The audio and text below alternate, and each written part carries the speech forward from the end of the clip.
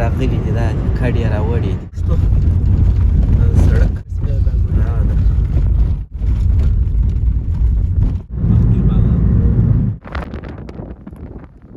عمومي ګیټ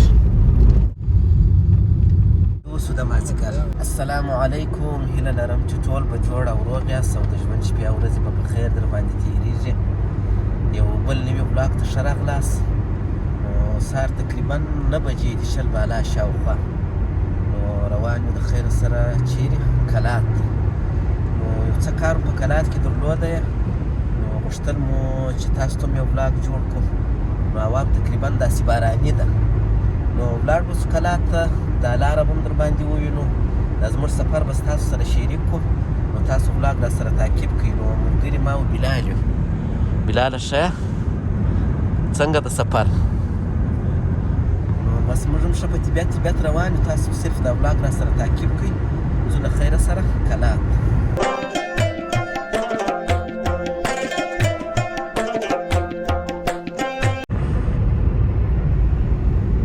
دا د نو اوس په دامان کې دامان ولسوالۍ یو خطر کوچیان هم راغلي دي دا کډې راوړې دي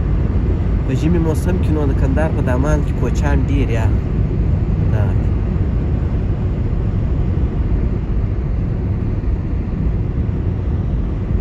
ژوند کوچیانو وکړئ ښه خیر اوهو سپی ده د کوچیانو سپی ده دا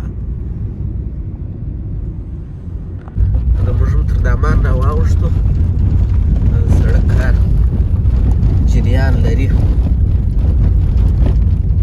دا نو تقریبا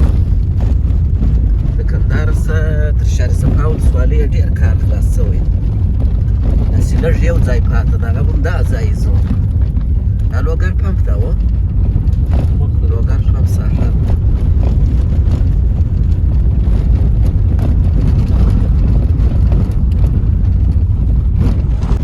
دا یو څه یو شی پر اچولي دي نو نه یم چې دا څه شي دي مازې ورته ور خلاص کړئ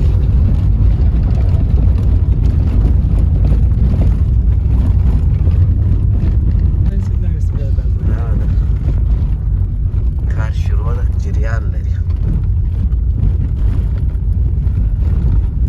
یا خواته خو موټر روان ده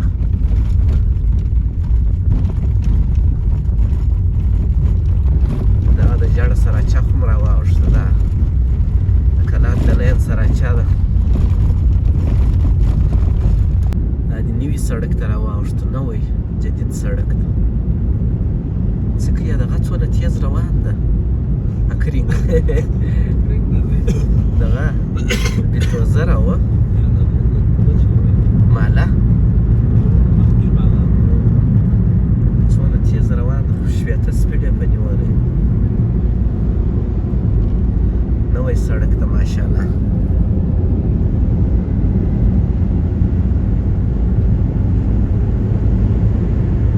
ګوره در خلاص نه شي ښه سړک نو در خلاصېږي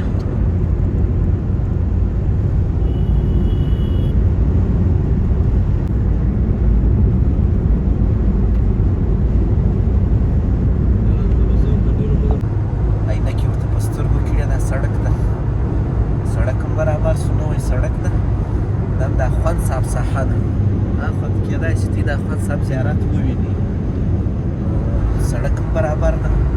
ولا دا عینکې ښه شی دي زه خپله ورسره عادت نه یم راوغمیږي مګر اکثره خلک یې ډېر په سترګو کوي د لمر لپاره ښه دي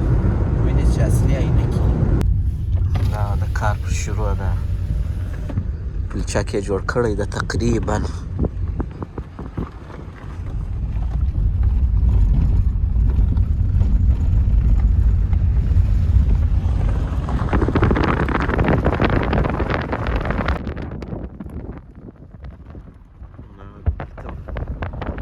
جریان لري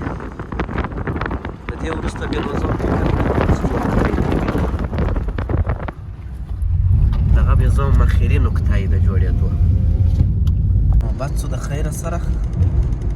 دا له کوزۍ هلته چې مې رااخیستې وه ډېره خوندوره نو بخښه به دوی په دا بل لاس کې په ټلیفون ده په دې خاطر په چپه لاس وڅښل یعنې هغه په چپه لاس خوراک ښه نه وي نو سفر هم الحمدلله بیخي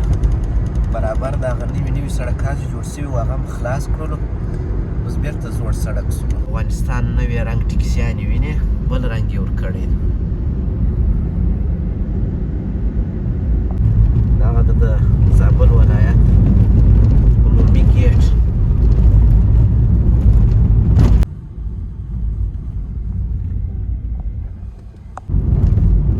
دا د زابل ولایت ته راداخل سو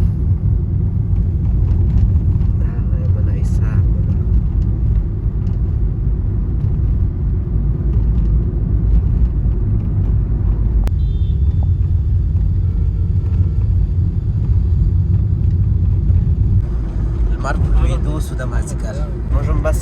ورځ تېره کړله په کلات کې نو اوس مو بېرته حرکت کړی د کندهار په ښار په خوا باندې نو موږ به خپل سفر وکړو نو تاسو ته ښه وخت د خدای په امان بای بای